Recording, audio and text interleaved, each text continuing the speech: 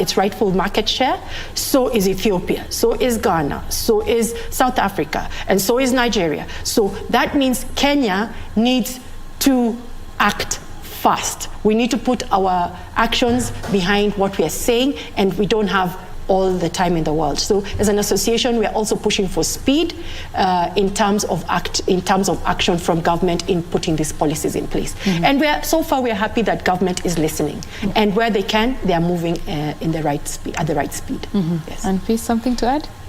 I think she's covered a lot of that, yeah? I think for me, just to add, there is the education bit, like I mentioned earlier on, just creating that awareness and education around what is BPO, how does BPO operate, so that we have the proper regulations in place. Yeah, right. Well, this particular industry, much of it started with the contract manufacturing in manufacturing sector, right? And then now it's moved to the service industry. Kenya is, we hope it does not give up agriculture, but it's moving into a service-driven economy. So for people in the service sector who want to start, or who are looking to increase their income, yeah, how do they now take advantage of the opportunities? This is specifically for service providers. Yeah. I'll give you a case in point. Once you're empowering the youth economically, then you'll see that they will start to also become job creators themselves. If you look, for example, you'll find a member of staff. Based on what you're paying them, they'll go and contract a farm in Isinya, and they will try and make a secondary income. By that action, they're actually becoming job creators because of working in the BPO sector. So if I'm paid well in the BPO sector, I will keep a cow up in the village, and that means that there's another economy that is starting to spur out of this BPO sector. So the minute the youth are economically empowered, then other sectors begin to benefit, whether it's agribusiness, whether it's other technology, facilitating industries. So the point is, the youth need to get jobs fast, make an income. Then we don't have to worry on whether they can farm or they can employ other people as a spillover. If you look at Annepeace, where she says they have employed 7,000, the spillover effect. Actually, the spillover effect is spot on what Roselyn said. So at Samasource, we have what we call the Give Work Challenge. So Give Work Challenge is over and above you getting a job. We appreciate and we agree side hustles is a thing in Kenya, all right? And it's okay to have side hustles in Kenya, all right? And we decided to embrace that. And actually, we decided to fund businesses.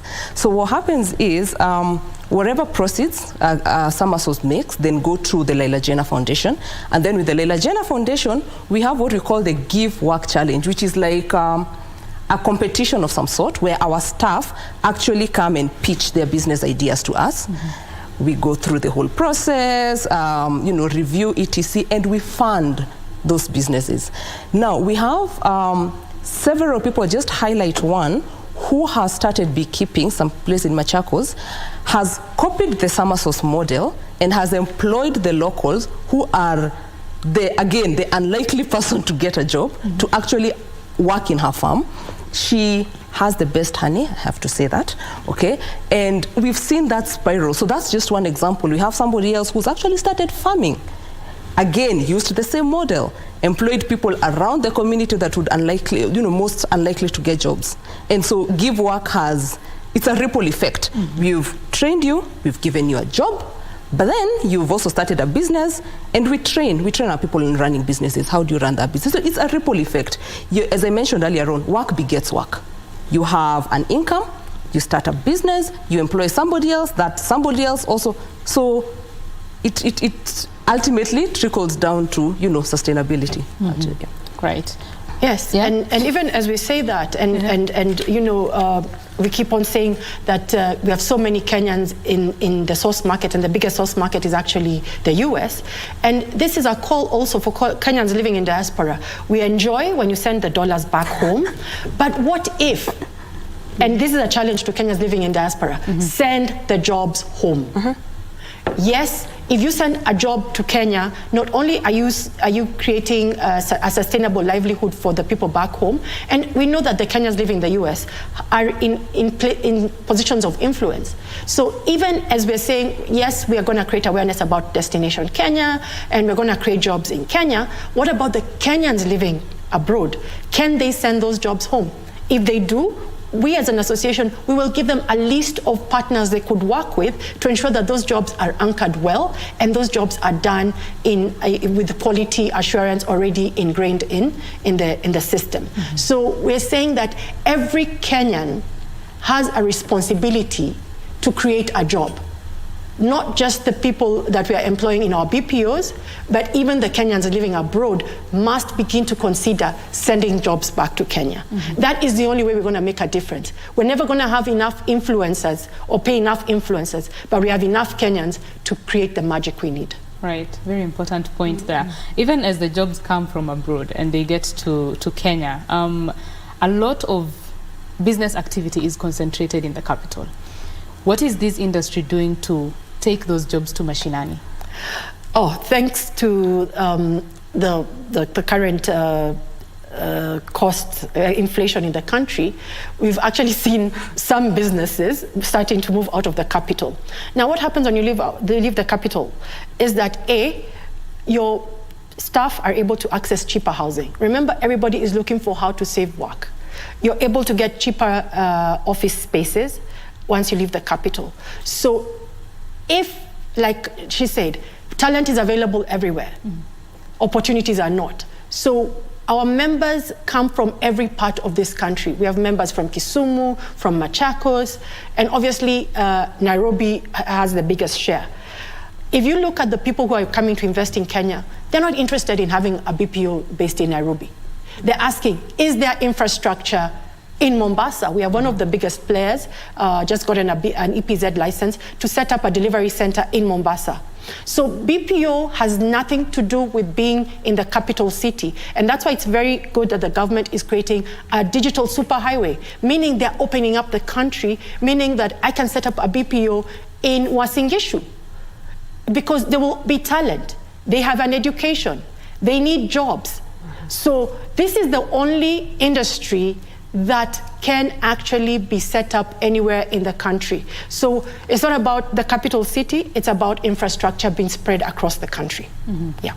Infrastructure being spread across the country. The conversation in studio is about business process outsourcing and why this industry is very important as the next frontier for job creation in Kenya and just dealing with our unemployment issue. Remember, you can talk to us on Twitter. We are at KBC Channel 1. My personal Twitter handle is at Betty Kiptum. Talk to us. Tell us your experience. If you run a BPO or you are employed in one, tell us what your experience is, and we shall be sampling some of your thoughts during this particular program. In studio, let me just remind you, our guests. I'm speaking with Annepeace Alwala, who is the Vice President in charge of Global Delivery at Samasource, as well as the Chair Lady of the BPO Association of Kenya, Roselyn Maundu. Thank you very much for staying with us, ladies. Right. So what does the future look like for this industry now as we forge towards getting the 500,000 jobs, yeah? What does the future look like? The future for us is, one, we are challenging government to become, a key catalyst for the industry. We had a very interesting program with the judiciary, where they actually outsourced transcription to the BPO sector. Mm-hmm. That program was a complete success, and it is a model that we are challenging the government that we can create those jobs through the BPO sector if they're outsourcing more. There's a lot of outsourcing work that the government can actually send out instead of hiring in-house. If we look at Philippines, when we talk about the 1.7 million jobs, government is a key outsourcer in the Philippines. India, the government is a key outsourcer. So in Kenya, the government, in order to meet its service delivery mandate, can actually leverage the business process outsourcing industry to create those jobs. So government is a key pillar in outsourcing, and we want to see more conversations happening within government on how they can send more jobs to the industry. Yes. Wow, that is great. Yeah. And Yes, also just go ahead. appreciating the fact that the government is now listening, because you see, business process outsourcing is primarily, it's very private, that's the private sector, yeah? And it needs the government to actually listen to enable create this infrastructure. So it does help that the government is actually listening, and the government is keen to support the private sector to, you know, enhance what the BPO sector needs to grow. I'm curious, since most of these companies that are outsourcing are from the Western markets, Europe and USA, what does the pay structure look like? And is there, let me call it pay fairness? Yeah, because maybe some of them are coming here because of the cheap labor. How does this work, and how is this prevented? I mean, the government has guidelines on minimum wage, so that is taken care of. Okay, I mean, different organizations will pay differently. The same thing, I believe, even in broadcasting, different organizations will pay differently. But there is a benchmark of this is this grade, and this is what you pay for it, and these are the benefits that have to, or rather, need to accompany a certain scale. Now, I know the association is also in is in contact with the Labour Office. Again, today, the BPO sector, if I go to the classification, I have to find where I fit. Okay, and I know the association is engaging the Labour Ministry on this is what BPO is, or this is what, depending on what is it an associate, is it a team leader, is it a quality assurance, is it a manager? Within that guidelines from the Labour Office, this is what the minimum wage is. So as it is right now, it's not per se mentioning BPO, but I mean BPO is growing, and it's going to be a force to reckon with. So we need that. We need to have that clearly outlined, that this is what the pay is. Yeah. You have something to add, Roselyn? Yes, there's always a direct correlation between cost and quality, and the BPO sector is very cost sensitive. Part of the reason work is being sent out, obviously, is to create efficiency at a cost cost efficient. I wouldn't say cheap, but at a cost-efficient level. So there's also the experience, there's also the skill level, there's also the type of work that you're undertaking. So all these factors will influence how much you're ultimately paid as a BPO worker. The beauty is, out of the people we have spoken to who are coming into the market, they're not looking to pay less. Nobody wants to pay a Kenyan BPO worker less than they would pay someone doing the same, undertaking the same task in Philippines or in India. What they're asking is, can you maintain the quality or even better it? And we know that the people who've been here before, who've been doing BPO work for the global market, they have actually gone ahead and put a very positive vibe in the global space about the quality of work that is coming out of Kenya. So that is something as Kenya we must leverage on, is that our people are able to give outstanding work. And as long as we maintain quality, I don't think cost will ever become a discussion. Generally, cost becomes a discussion when the quality of your output is deteriorating. Then as the person outsourcing, I want to pay less because you're giving me less quality. But if we're able as an industry to maintain quality, price stops being a factor. And the beauty is, Kenya is now known as a quality destination. Everybody is coming to Kenya because Kenya can deliver on quality. We're not saying we're going to be the cheapest, and we don't want to be the cheapest as a country, but we definitely can deliver quality work. Do you have numbers of how many people are employed in the industry right now? Approximates?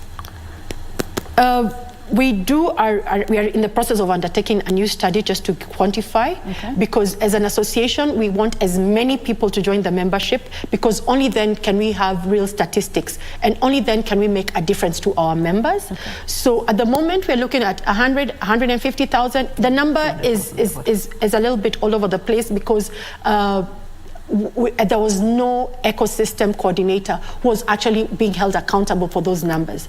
So we're undertaking a new study, and we estimate the numbers should be 150,000, but we can deliver a lot more jobs to the industry. We have all the good news coming in. There's a new delivery center coming up in Tatu City. Those seats are sold. They're not seats that we're going, you know, they always say, build and they will come. Kenya is the only country where we're being told we have already come. Build. Now build. Now build. Yes. Interesting. So the business is already here. So it is for us to make sure that we have the right environment to actually capture as much demand as is available. Right. So for an individual to deliver in a BPO, there is a certain work ethic that is required of them, right?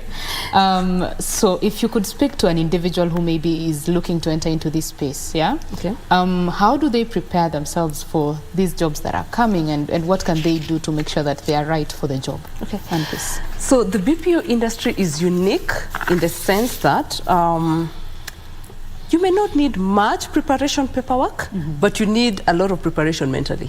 Okay, it's the one industry that you don't quite require experience, okay, to get into, you know, into employment, but you do have to have the grit, and you need to have, you know, the work ethic of, I have to get to work on time. Again, majority of our teams are the youth, 20-something-year-olds to 25. So have the work ethic, you know, have the desire to actually grow.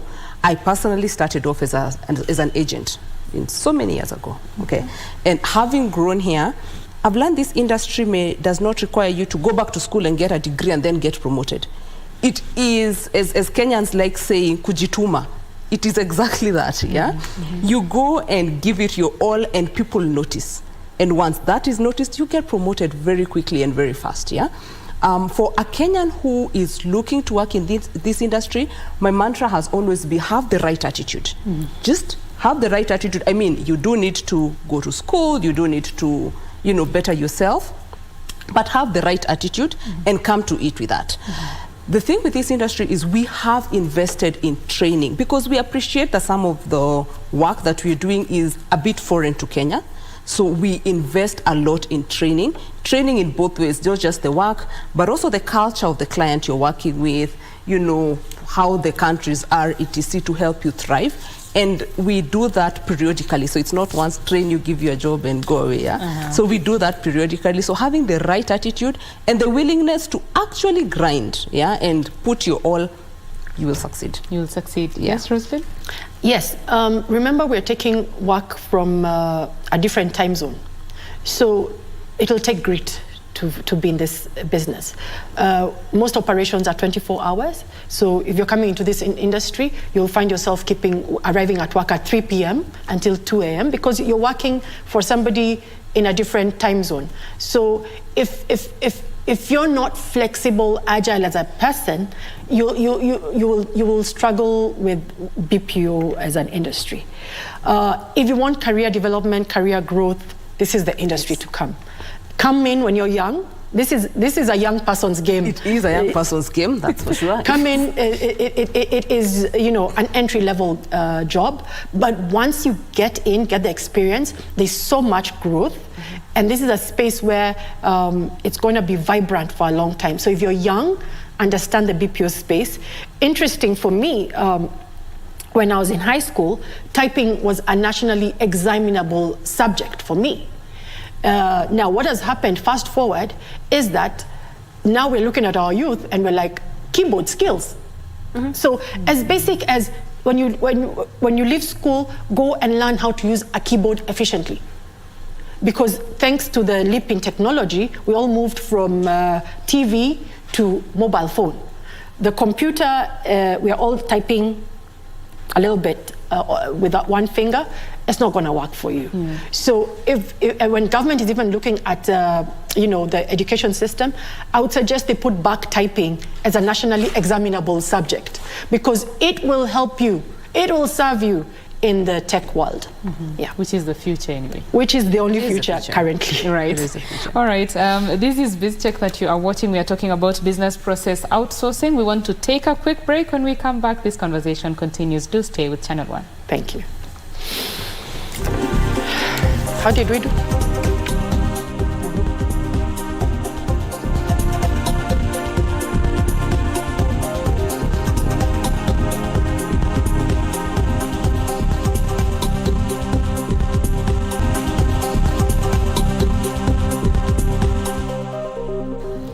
Thank you for staying with Channel 1. You are watching BizCheck and my name is Betty Kiptum. In studio, we have been having quite an interesting conversation on business process outsourcing and why it matters in the economy and why it's the next frontier for job creation. And in studio, I have a BPO Association of Kenya chairperson. She is Roselyn Maundu, as well as Samasource VP in charge of global delivery, Annepeace Alwala. Thank you, ladies, for staying with me. Thank you. Thank you. Right. Let's talk about just the fact that the government is looking to ensure that the 800,000 graduates who are churned out of our institutions annually get jobs and is looking critically into the BPO industry. Annepeace, could you take that? How is the industry preparing for these numbers? One, I'll have to say the government has its eye on the price, Okay. because how you're going to create these jobs is in the BPO sector. Okay? Now, why this is really, I think it's music to our ears, is in the sense that creating these jobs in BPO right now, as long as the government creates an environment suitable for us to thrive, drives policies that make BPOs thrive in Kenya, the BPO sector does the rest. A good point is it's the BPO organizations or the BPOs who actually go out there to clients and sell. So we're going and knocking doors of multinationals and telling them we can deliver this and we can deliver it in Kenya, and this has stats, as Roselyn said, we have the best quality. We have the best quality in this region, okay? And we're actually doing that, and we are actively doing that. So we are going outside, to get jobs in. And so the ask is create an environment to enable us to thrive. And we will do the rest. We will create the jobs. Yeah. All right. Roselyn, could you tell us what it would take for the BPO industry? I mean, how is the BPO industry looking at domestic work? Yes. When you look at the BPO industry, they say charity begins at home. So our challenge is what are the local companies doing in terms of outsourcing? If any companies that are already operating in Kenya want to outsource any of their services, they can contact the association. We'll put you in touch with our members, and you can have a business discussion on what you need as a service. So that is one. Government can be a key driver of this industry. They can consider also outsourcing. But outside of the domestic work, we need to take the message out there that Kenya is open for business, Kenya is a quality destination, and Kenyans are ready to do those jobs day and night. So for us is, I know the president is very keen on what is happening in this industry, and also, take the message with us ahead of that. The thing about this industry is the country has to forgo businesses. As businesses, we cannot go and say, I'm from Kenya and I'm looking for BPO work. We have to first arrive as Kenya. And then once Kenya is known as a destination, then all the boats begin to benefit, so to speak. So we're asking for, more noise right from the top around Kenya as a destination of choice for BPO work. Once that happens, we trust that, and we know for a fact that the industry is ready to go and grab those opportunities. So is how do we market Kenya internationally? And that's why I'm saying this will take everybody. Kenyans living abroad, Kenyans living in Kenya, Kenyans working in the industry, everybody, it's all hands on deck, so that we can actually grab our rightful share from the international market. So it's right from the top to the guy seated on a chair in BPO saying, yes, I'm a Kenyan worker, I'm working in BPO and I'm thriving, send us more jobs so that more Kenyans can actually get off the streets and do meaningful work. Right, so when we are doing the magical Kenyas, we need to have BPO right there, side by side. It's one of the saddest days is I ever had was I actually attended the expo in Dubai, where it was the world had convened to, everybody was showcasing their country. And the first stand I went to was Kenya. And I was served a cup of tea, fantastic. I was given a cup of coffee, excellent. And then I said, then what? We were done. Oh my. So for me, the challenge has always been, if we're saying that we're creating jobs and that the biggest export that we can make right now is services, that will be conducted by the Kenyan youth, we need to showcase that. We have Tembea Kenya, fantastic. We have Magical Kenya, fantastic. We have nothing that is saying bring jobs to Kenya because we have a youthful, well-educated workforce. So for me is, can we also make as much noise about our labor force as we make about our Masai Mara and our beautiful coast?